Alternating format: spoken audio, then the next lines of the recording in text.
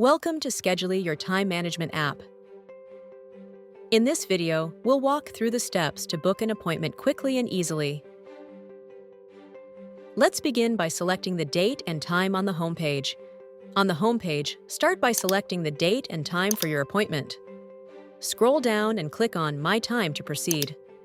Next, enter the subject of your appointment and add a short description explaining the details.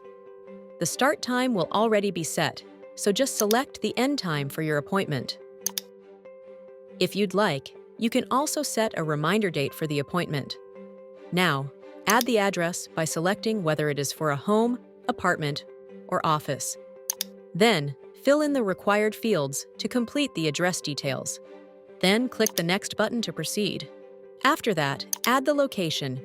You can either set your current location or search for the location using keywords. Once everything is filled out, click on the Submit button to finalize the booking.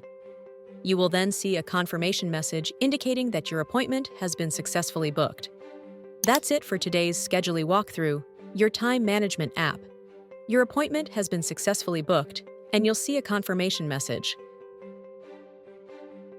Thank you for watching. If you found this video helpful, don't forget to like, share, and subscribe for more tutorials. See you in the next video.